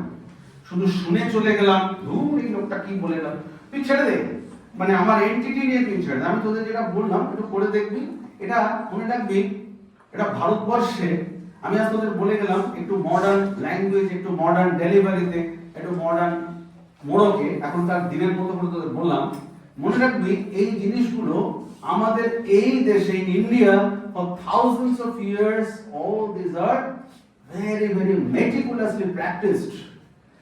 Experiment, observation, inference. Experiment, observation, inference. এই করে এটা দাঁড়িয়েছে and for thousands of years and hundreds of people, millions of people, they practiced this and they came to the conclusion that শ্রদ্ধাবান লভতে জ্ঞানম তৎপরম সংযতে ইন্দ্রিয়ম। এই সংস্কৃত ভাষা শুনে না ঘাবড়ে যাবি না, আরে এটা একটা ভারতীয় ভাষা রে বাবা, এটা কোনো রাজনৈতিক দলের ভাষা না। This is one Indian language, it's a classical Indian language. মনে রাখবি, এই যে স্যার বলছিলেন জালালউদ্দিন রুমির কথা, রুমি কতজন পড়ে? হ্যাঁ, একজন খুব অসাধারণ, দেখবি তার লেখা খুব পাওয়া যায়, আমার খুব ফেভারিট, তার নাম অ্যান্টনি জি মেলো। জি মেলো তিনি একজন জেসুইট মঙ্কস ছিলেন, তার খুব সুন্দর সুন্দর লেখা রয়েছে দেখি, সেখানে এই সমস্ত পৃথিবীর যত সুন্দর সুন্দর জায়গা থেকে যত কালেকশন সব এই বইগুলোতে আছে, সমস্ত মানে বিলিফ সিস্টেমগুলো থেকে। Thank you very much. এবার তোমাদের পালা, দুটো বা তিনটে প্রশ্ন নিয়ে আজকে আমাদের সেশন শেষ করব। আমার অনেক দূর ফিরতে হবে। Yes, I am very happy if anybody anyone ask me any question. হাত তোলো, আমি বলো। হ্যাঁ, আমি অনেকক্ষণ বলেছি, ঠিক আছে? তোরা কেউ কিছু বল একটু, যে কোনো এনিথিং। যা বাবা, কি ভয়টা লাগছে নাকি? ভয়টা কেটে যেত নাকি রে? আচ্ছা ঠিক আছে, আচ্ছা দিদি বলছি, ঠিক আছে। কি বল এবার? অনেকক্ষণ উপরে দাঁড়িয়েছিলাম। Let me come down. বলো কি রে, কিছু বল, আসতে হবে বল। হ্যাঁ বল না, এই কি বলছে শোন শোন, এই বললাম আমার গলাতে মাইক লাগে না, বল বল বল। আপনি একটু আগে বললেন যে আমাদের ভারতীয় এডুকেশন সিস্টেম আছে, সেই এডুকেশন সিস্টেমটা খুবই ভালোভাবে তৈরি করা হয়েছে অথবা অনেক করা হয়। তো এইভাবে আমরা যদি দেখতে চাই, তাহলে যদি আমরা আমাদের চোখ দিয়ে দেখি তাহলে আমাদের এডুকেশন সিস্টেমটা খুবই ভালো, কিন্তু যদি আমরা ওয়ার্ল্ডের চোখ দিয়ে দেখি তাহলে আমাদের এডুকেশন সিস্টেম অনেক নিচু র্যাঙ্ক করছে। এর কারণ কি? খুব সুন্দর প্রশ্ন, বস। খুব ভালো প্রশ্ন করেছে। আচ্ছা, ইতিহাসের কেউ আছে, হিস্ট্রি কেউ উত্তরটা দিতে পারবি? এনিওয়ান? হ্যাঁ বল, ভালো প্রশ্ন করেছে, একদম ঠিক বলেছো কেউ। Anyone, I will very happy যদি কেউ উত্তরটা দেয়। আচ্ছা, আমি কেউ নেই, বর্ষা করে বল না, ক্লিয়ার হবে না, একটু ভুল হতে পারে। এটা টিচার ম্যাডামরাই তো আছে, আমিও তো আছি। আমাকে একটু দেখছিলাম, আমি রোজ এরকম ক্লাস, আমার কলেজে প্রচুর স্টুডেন্ট, রোজ আমি ক্লাস বলতে পারবি, বল না। আচ্ছা ঠিক আছে, ওর প্রশ্নের উত্তর দিচ্ছি, শোন ভালো করে শোন। I answer this question, don't take it otherwise. প্রশ্নটা একটু উত্তরটা অন্যরকম, তাও বলছি। কেউ ইয়েতে গেছিস, ওই যে অজন্তা এলোরা কেউ গেছিস? হাত তোল। অজন্তা কেভ পেন্টিং দেখেছিস? আচ্ছা, ভোপাল ওখানে যে ওই যে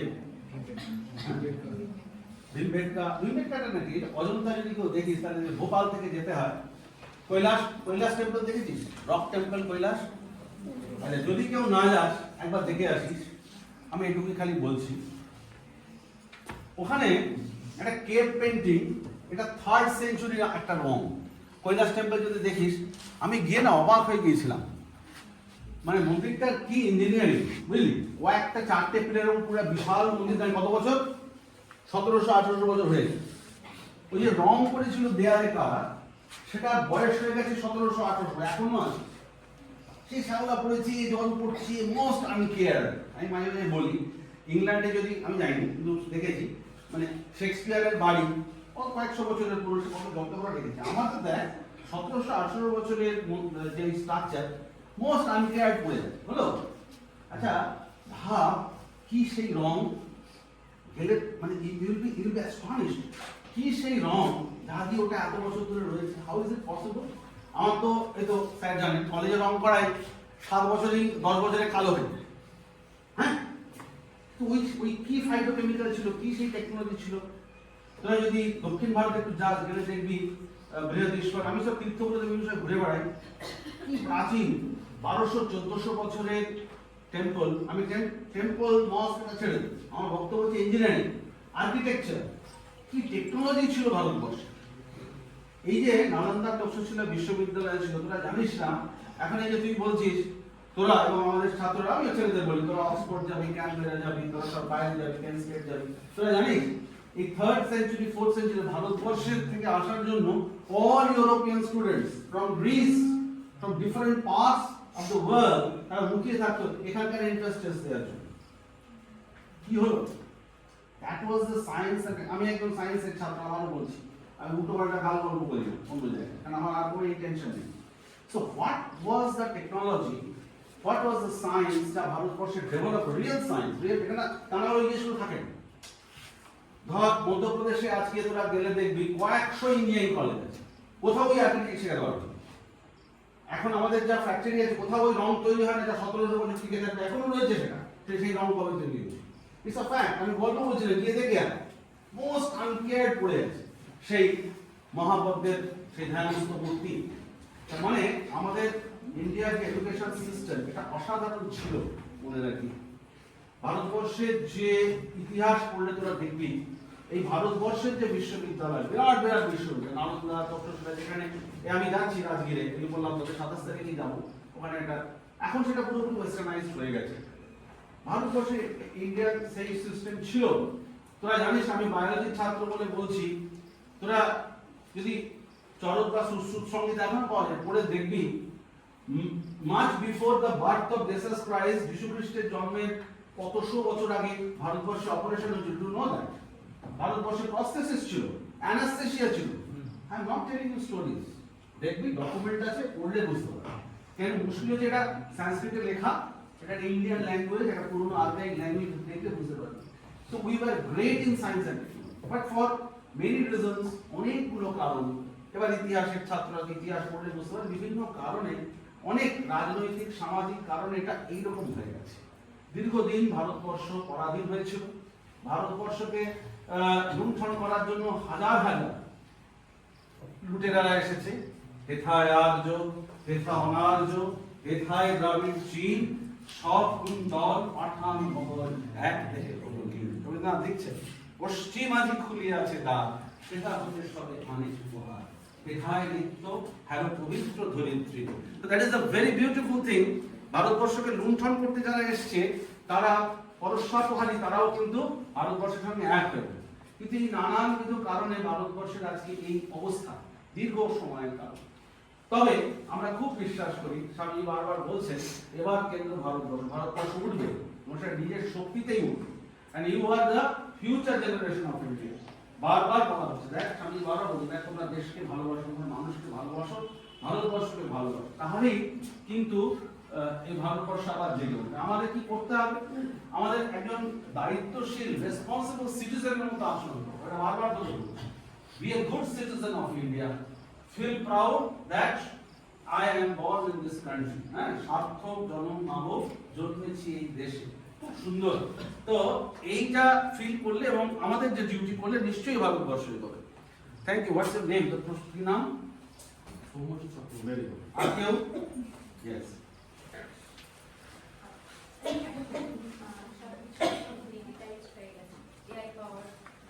অনলাইন বেস আমরা বলছি পড়াশোনার ক্ষেত্রে আরো সমস্ত ক্ষেত্রে। তো পড়তে বসি আমরা অনলাইনে কোনো কিছু সার্চ করার কারণে বা কোনো টপিক নিয়ে আরো কিছু জানার জন্য যাই, তারপর সেখান থেকে পড়াশোনা কিন্তু আমরা ডিস্ট্র্যাক্ট করি, ওই অনলাইনের মধ্যেই ঢুকে পড়ি, ফোনের মধ্যে চলে। এই ডিস্ট্রাকশনটা ওভারকাম করার জন্য আমাদের কি করা উচিত? খুব ভালো, ভালো প্রশ্ন। তোমার নাম কি? তৃষা ঘোষ। কি পড়ছো তুমি? আমি জিওগ্রাফি ডিপার্টমেন্ট। আমার খুব সুন্দর প্রশ্ন। এটা এই কোশ্চেনটা ঘুরিয়ে ফিরিয়ে প্রায় যেখানেই যাই সবাই করে, কি করে ডিস্ট্রাকশন কাটানো যায়। আমি বলি, এটা হায়ার সেকেন্ডারি সবাই পড়েছিস তো? সবাই নিশ্চয়ই হায়ার সেকেন্ডারি পাস করে এসেছে।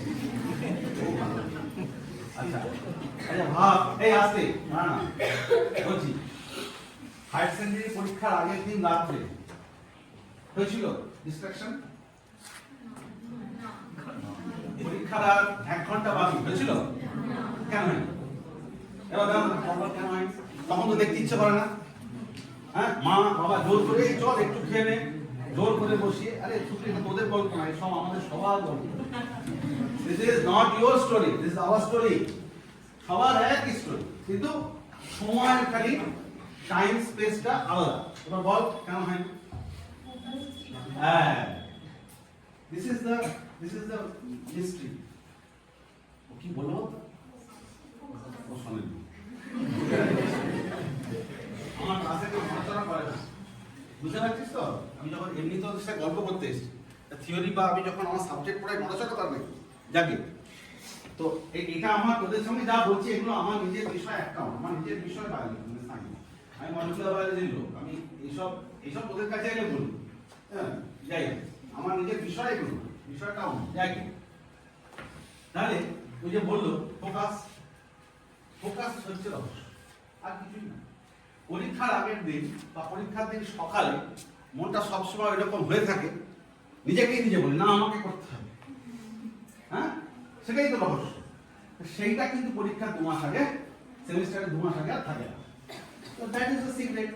তাহলে এই যে বললাম প্রথমে হচ্ছে এটা কাটিয়ে দেওয়ার রাস্তা হচ্ছে একটা, ওই যে বললাম একটা লক্ষ্য রাখতে হবে। 1, 2 হচ্ছে এটা অন্য পরিসরে, আমি জানি না তোদের সাথে কোনো পরিসরে কোনো সময় দেখা হবে কিনা, এটা একটা প্র্যাকটিস আছে। এই প্র্যাকটিসটাকে বলে মানে যে সময় যে কাজ করা উচিত সেই সময় সেই কাজটা করো। এটা একটা শব্দ আছে, নাম ব্রহ্মচর্য। শব্দ আসলে ভয় পেয়ে যাওয়ার কিছু। ব্রহ্মচর্য মানে হচ্ছে যে সময় যে কাজটা করা তোদের জন্য সেই সময় সেটা করা, যখন যেটা করা উচিত নয় সেটা না করা। সোশ্যাল মিডিয়ায় পড়ার সময় যাওয়া উচিত নয়, না চলে যাস, এটা ডেফিনেটলি পরিষ্কার, তার ফল যা হবে সেটা হবে। তাহলে প্রথম হচ্ছে ফোকাস, দ্বিতীয় হচ্ছে যে কাজ যে সময় করা সেই সময় করা। আমাদের মোটিভেশনের যে স্কুল কলেজগুলো আমরা এটা ভীষণ করি, মানে একটা ঘন্টা পুরো সকাল থেকে শুরু হয়েছে, হস্টেলে ঘন্টা হলো, 2.5 ঘন্টা পুরো। স্যারও ইন্দ্রশীল বাবু আছেন, উনিও ওদের মাস্টার, আমরা সব, আমিও এক রামকৃষ্ণ মিশনে একটা সময় পড়েছি, স্যারও আমাদের ছাত্র ছিলেন নরেন্দ্রপুরে, তো আমাদের আমাদের তখন পুরুলিয়া। আমাদের একটা সিস্টেম আছে, সকালবেলা থেকে একটা বেল দিয়ে একটা হসপিটালগুলোতে টাইমলি বসানো হয়।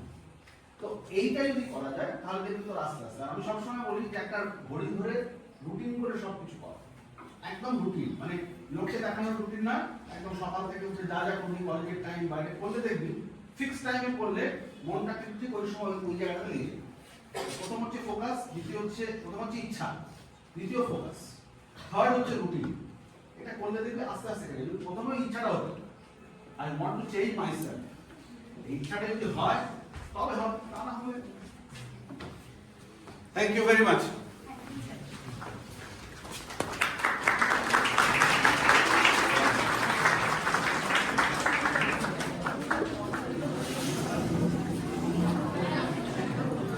আচ্ছা, আচ্ছা না ছোট করে ম্যাডামের আস্তে আস্তে আস্তে আস্তে। আচ্ছা, এটা তোদের ওয়েট লাস্ট, তোদের 2টো প্রশ্নের উত্তর দিয়েছি, সময় বেশি নেই, তারা পড়া যেত, আমার অনেক দূর যেতে হবে। ম্যাডাম একটা প্রশ্ন করেছেন, আমি খুব সংক্ষেপে সেটার উত্তর দিচ্ছি, ওনাকে ব্যক্তিগতভাবে পরে করবো। অদ্বৈত দর্শনে শ্রদ্ধাকে কিভাবে দেখা হয়েছে? প্রথম থেকে দর্শনের স্টুডেন্ট কেউ আছে? কেউ নেই? ও আচ্ছা, সরি। আচ্ছা, অদ্বৈত বেদান্ত হচ্ছে is a branch of Indian philosophy. সেখানে এই শ্রদ্ধাকে দেখানো হয়েছে, যেটা ম্যাডাম জিজ্ঞেস করছেন। আস্তে, এই আস্তে রে, আরে যতই বায়োলজি হোক প্রশ্ন করলে তো মানে ভালো প্রশ্ন, এটা গুরুত্বপূর্ণ প্রশ্ন, আমি সেই অ্যান্সারটা দিচ্ছি। শ্রদ্ধাকে বলা হয়েছে সমাধি ষট সম্পত্তি, সমদম উপজাতি তিতিক্ষা শ্রদ্ধা সমাধানম। এটা ওই আমাদের বলছেন যে যারা সাধক তাদের এগিয়ে যাওয়ার জন্য 4টে কয়েকটা জিনিসের খুব প্রয়োজন। ইহ আমূত্র ফল ভোগ বিরাগ, নিত্যানিত্য বস্তু বিবেক, সমাধি ষট সম্পত্তি ও মূষা, একে বলা হচ্ছে সাধন চতুষ্পদ। তো এই শ্রদ্ধাকে বলা হচ্ছে সেখানে শাস্ত্রেষু গুরুবাক্যেষু বিশ্বাস ইতি, মানে যারা জীবনে সাধনা বা অদ্বৈত বেদান্তে ডিসক্রিমিনেশন বিচার মার্গে যেতে চায় তাদের জন্য শ্রদ্ধা একটা খুব গুরুত্বপূর্ণ সাধন, প্র্যাকটিস। এই এদেরকে বললাম, তোদেরকে যেটা বললাম এটার সাথে কানেক্ট করা যায়, তোদের জন্য কিন্তু শ্রদ্ধা একটা প্র্যাকটিস। এই যে বললাম মনের মধ্যে প্র্যাকটিসটা তৈরি করা, এটা হচ্ছে খুব এসেনশিয়াল। যারা এই অদ্বৈত বেদান্ত বা বিচার মার্গে সাধন করে শঙ্করাচার্যের যে সিস্টেম, তাতে this is one of the most important discipline. এটাকে একটা মানে সম্পত্তি বলা হয়, ট্রেজার, সেভাবে অদ্বৈত বেদান্তে দেখানো হয়েছে। This is essential component for অদ্বৈত বেদান্ত মার্গ সাধনা। ঠিক আছে,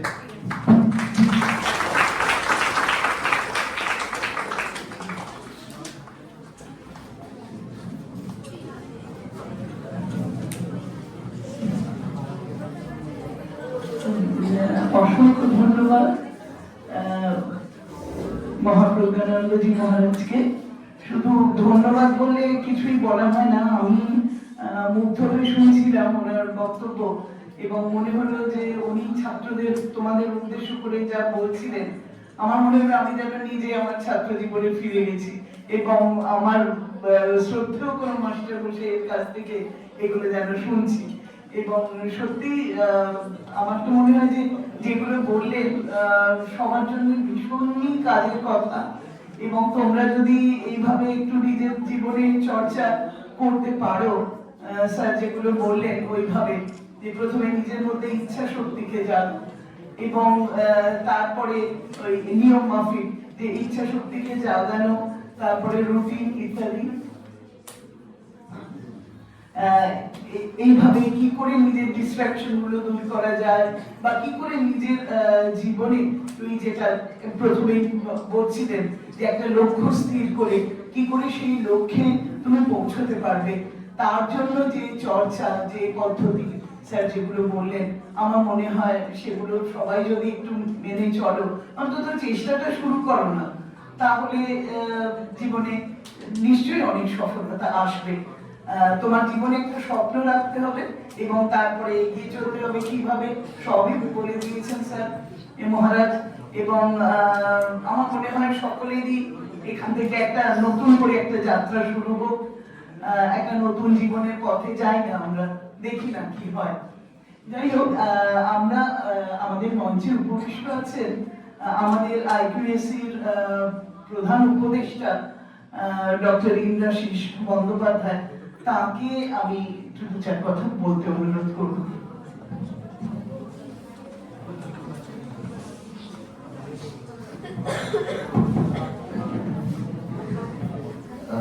খুব পোশাকি কিছু বলার কিছু নেই।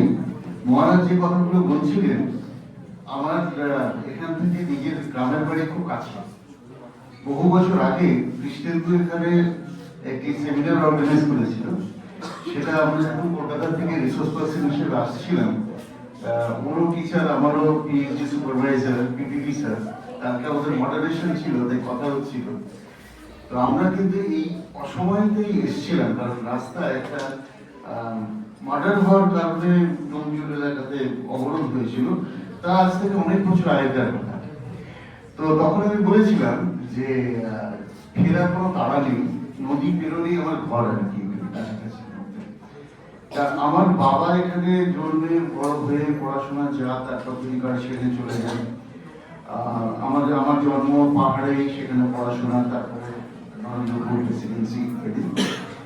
কিন্তু সবসময়তে মনে হয়েছে যে গিভ ব্যাক টাইম বলে না, যে যেখান থেকে আমার বাবা বড় হয়েছে, তা আমার দামোদর পেরিয়ে গেলে এই গ্রামটা যদি ভুলে যাই সেটা কখনো হতে পারে না। আমাদের শীতকালে ওখানে 3 মাস ছুটি হতো, তো খুব ঠান্ডা পড়ে দার্জিলিং, কার্শিয়াং, দার্জিলিং, তো চলে আসতাম তখন এখানে।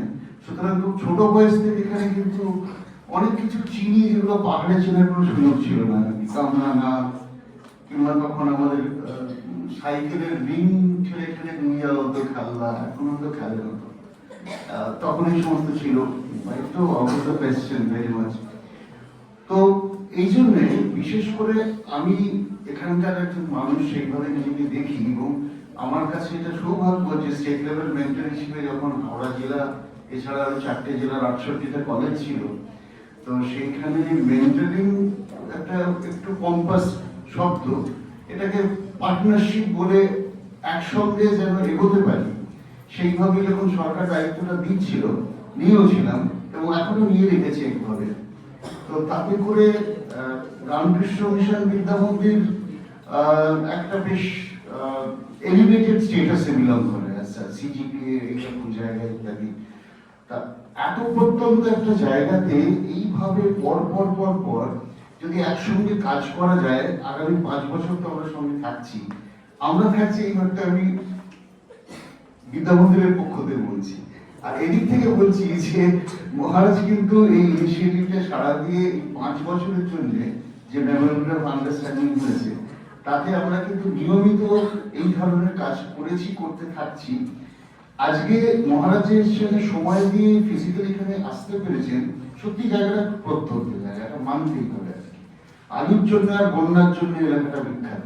আমি সবাইকে বলি, কোথায় গ্রাম বলি, মুগলায়নপুর, শিবপুর হচ্ছে আমার গ্রাম, এবং আলু এবং বন্যার জন্য লোকে ছিলেন, এছাড়া করে ছিলেন।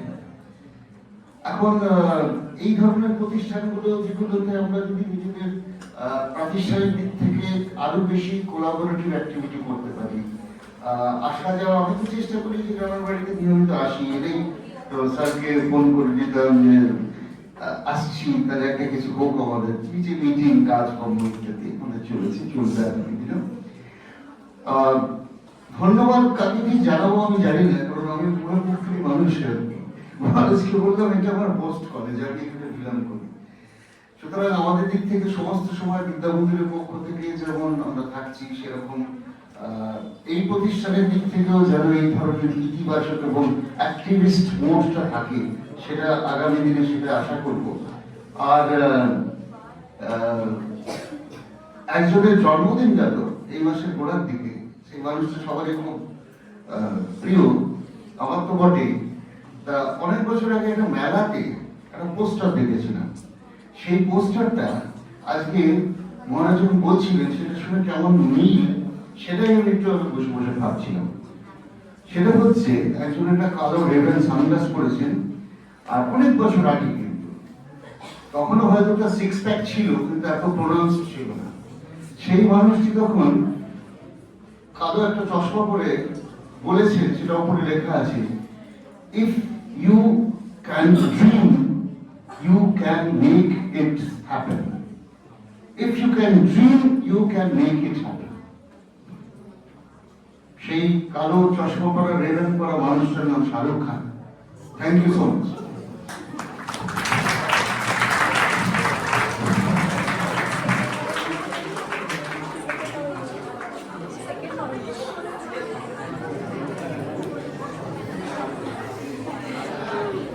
ধন্যবাদ ইন্দ্রশিক্ষককে, খুব সুন্দর করে তিনি বললেন, এবং শেষ পর্যন্ত তোমাদের প্রিয় নায়ক শাহরুখ খানের উদাহরণ দিয়েও যে কথাটা বললেন, সেই সবই তো আমরা আগে শুনলাম মহারাজের কাছ থেকে, যে স্বপ্নটা দেখো এবং সঠিক পথে চলো, তাহলে নিশ্চয়ই তোমার স্বপ্নের দিন সফল হবে।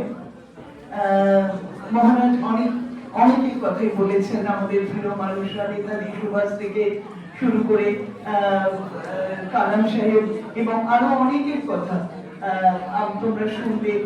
রুমির কথা, জালালউদ্দিন রুমির কথা, আমাদের অধ্যক্ষ মহাশয় এবং আমাদের আজকে মহারাজ বললেন, অনেকের কথাই বলেছেন, এবং সকলের জীবন থেকেই কিন্তু আমরা শিক্ষা নিতে পারি। কিভাবে নিই, নেপোলিয়ন, সবার কথাই শুনলে তোমরা। আর এই শিক্ষা নেওয়া, এ তো তোমরা তো স্কুলেও এনাদের কথা অনেক পড়েছো, তাহলে এখন শুধু শুধু ভয় পেয়ে যাওয়ার তো কোনো মানে হয় না।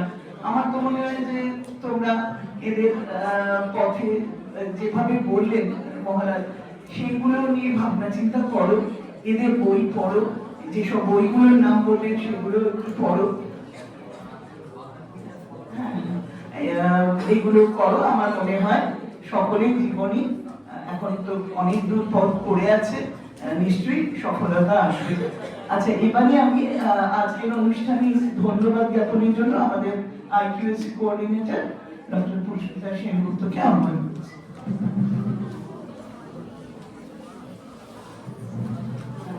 ধন্যবাদ কাকিজি। একদমই সভার শেষে চলে এসেছি আমরা। আলোচনা সভায় স্যার যা বলেছেন সত্যি সেগুলো আমাদের যাপনের মধ্যে দিয়ে নিয়ে আসতে হবে, এটাই আমাদের কাম্য। এবং আমরা মনে করি যে আর প্রত্যেকটি যে সভা বা আলোচনা বা বক্তব্য আমরা যা শুনি, আমাদের মধ্যে এতজন আছি, যদি একজনও তাতে একটু প্রভাবিত হয় এবং অনুপ্রেরণা পায়, সেটাই আমাদের প্রচেষ্টা। প্রথমেই ধন্যবাদ জানাই যে প্রথম এই অনুষ্ঠানের যিনি রূপকার ডক্টর ইন্দ্রাশিস ব্যানার্জিকে, স্যারের মানে প্রত্যক্ষ মানে সহযোগিতা ছাড়া এটা সম্ভব নয়। আমাদের দিক নির্দেশ এবং কিভাবে আমরা পোস্টার মেকিং থেকে আরম্ভ করে অনুষ্ঠানের পুরোটাই স্যারই আমাদেরকে শিখিয়ে দিয়েছেন। সত্যি আমরা মৌন শুধু নয়, ওনার যে পরামর্শ তাতে আমরা সত্যি কৃতজ্ঞ এবং তার জন্য ওনাকেও ধন্যবাদ জানাই। আজকে বক্তব্য রাখার জন্য আমাদের সুদূর রামকৃষ্ণ মিশন বিদ্যামন্দির থেকে বেলুড় মঠের যে অধ্যক্ষ মহাপ্রজ্ঞানন্দ মহারাজ এসছেন, তাকেও ধন্যবাদ জানাই। সত্যি আমাদের কলেজ প্রত্যন্ত জায়গায়, কিন্তু এটুকুনি বলতে পারি যে আমাদের যে ভালোবাসা এবং যে আতিথেয়তা, তাতে যেন ওনাকে বারবার আমাদের কাছে টেনে আনে। সত্যি আমাদের ছাত্রছাত্রীরা একটু এই ধরনের অনুপ্রেরণামূলক কথাবার্তা শুনলে তাদের জীবনকে হয়তো একটু সাজিয়ে গুছিয়ে নিতে পারে। ধন্যবাদ জানাই আমাদের প্রেসিডেন্ট স্যার, যদিও তিনি আজকে উপস্থিত নন, কিন্তু তিনি সবসময় আমাদের সাথে আছেন। সমীর কুমার পাজা মহাশয়, তার দিক এবং তার পথ দেখানো আমাদের কলেজের পক্ষে অত্যন্ত একটি সাধুবাদ, এবং তার পরিচয় আমরা কিন্তু কলেজের যত্রতত্র আমরা দেখতে পাই। ধন্যবাদ জানাই আমার সহকর্মী, আমাদের কলেজের টিআইসি স্যার ডক্টর তপব্রত ভাদুরীকে, তার ইতিবাচক সাহচর্য এবং প্রত্যেকটি কাজে আমাদেরকে যেভাবে এগিয়ে যাওয়ার পথ দেখায়, তার জন্য তাকে ধন্যবাদ জানাই।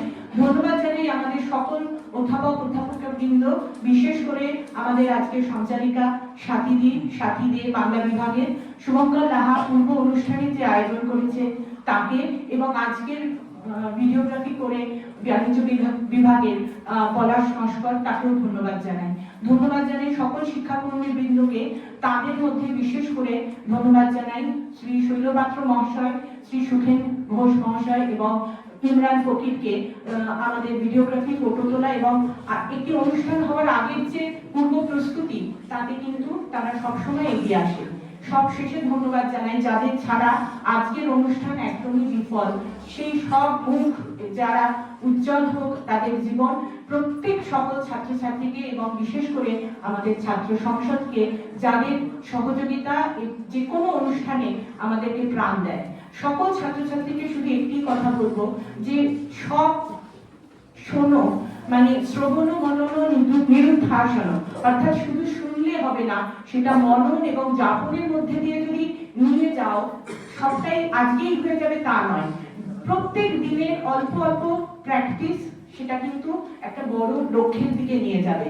আমরা আশা করব যে স্যার আবার আসবেন এবং আমাদেরকে উদ্বুদ্ধ করবেন। আমরা আজকের অনুষ্ঠান শেষ করব জাতীয় সঙ্গীত তার মাধ্যমে।